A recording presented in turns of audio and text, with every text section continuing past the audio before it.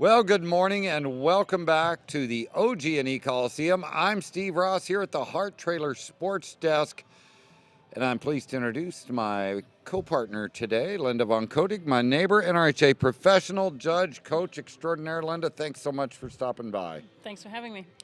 Now, Linde, you've had a rather circuitous route. You grew up in Germany. When did your passion for reining horses begin? Because your resume, in terms of who you worked for on your way to opening your own business, is pretty impressive. I probably was introduced to reining in my early teens and then just was around a little bit in Germany, and then I moved to the States when I was 16 and started doing it full time. And so you worked for the Sternbergs there in Aubrey. You worked for Martin Muehlstadter. You worked for Mike McIntyre. You had some really good influences coming up, wouldn't you say? I really did. Very grateful. And you've built a great business along with your husband Greg there in Scottsdale. I know it's particularly hard when you're trying to juggle coaching non-pros and then showing yourself. You had a lot of success on your good mare Dolly's Inferno. What's it like to come here and try and do all that?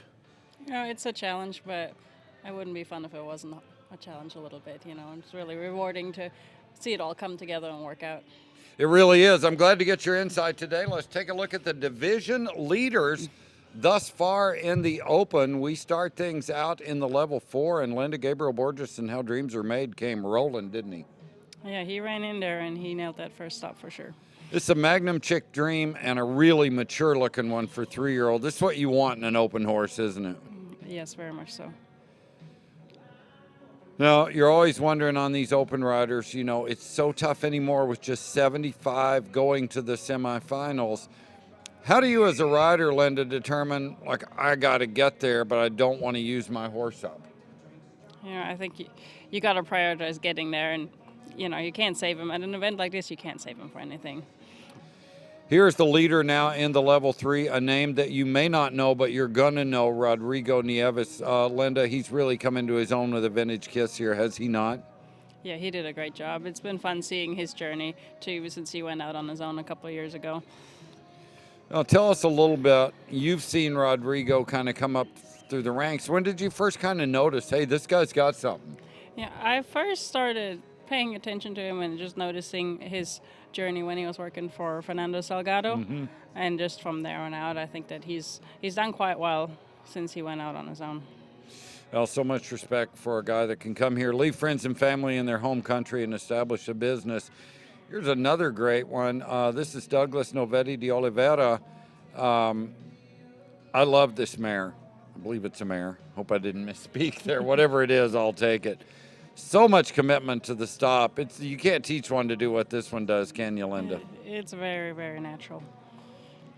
This, I believe, is our leader in the level 1. Yes, it is. Just showing you level 1, 219.5. And our leader in the prime time, the man in the green shirt, second leading money-earning rider of all time, Sean Flaherty, with a 223. He had a couple of nice horses here. I'd say Sean's got a shot coming for the semis, wouldn't you? He definitely has a shot, yes. And it just seems like it fits, him showing a Palomino here at Oklahoma City. He's had so much success on so many great Palominos. You think about Wimpy's Old Chick, Wimpy's Old Step, just to name a few. That shirt just seems to go well with yellow, doesn't it? It sure does. All right, those are our division leaders in the level 1, 2, 3, and the prime time from level 1 of the Open Futurity. Now, the top 75 overall scores advance to the semifinals. That's going to be on Friday. From that, the top 30 plus ties will advance to the level 4 finals. Then in the descending divisions, there'll be 30 in the level 3, 30 in the level 2, and 20 in the level 1 that will advance to those finals, and it should be great. I cannot wait for this semis, Linde. It's still anybody's game when you figure there's only about a 6-point spread between the top scorer, Gabe Borges, and the 218.5 it took to get in. Really close. Yeah, it's going to be a tough semis, that's for sure. I can't wait for it. I picked out 5 runs that caught my eye, Linde. I'd love to get your reaction from. These aren't necessarily leaders, but horses I thought really have a chance to make some noise. Of course, the royally bred Bellissimo and Casey Deary. Just out of that great mare Casey won the Futurity on America's Next Gun model. This horse had a little trouble. Like, he had a turn penalty to the right, and he spooks a little bit in his ride circles, but man, does he look physical. Man, marking a 225, having a couple of bobbles, that's impressive, you know. I went back and rewatched this run this morning, and I marked it a 75.5, so I'd have been right in there with the judges, even with those penalties. This looks like maybe the brokest horse in there. Andrea Fapani, and America's MVP, marked 224, and as they say at the racetrack, looked like he did it for fun, wouldn't you say? That horse has so much presence. I watched this one live, and it's just fun to watch. It's such a beautiful horse and so striking, and Andrea just looked like he and America's MVP were in complete control throughout this run, and that there is a lot of horse left in the tank going forward. sure. And that's something you got to see. And this guy's a master at knowing how to get those 3 big runs in 1 week, something these horses have never asked to do. One of your former employers, Martin Muehlstadter, on Jamie Walters' Check Shining was 222. Martin was 3 for 3 on semifinalists. He does a great job on the 3-year-olds, does he not? He very much does, yes. This horse really came to show. I thought Martin did a great job of doing what I call just connect the dots, score in every single maneuver and stay out of that penalty box. That's a little easier to say than it is to do, isn't it? It's easier to say than done, for sure, but Martin does a good job of demanding that respect, you know.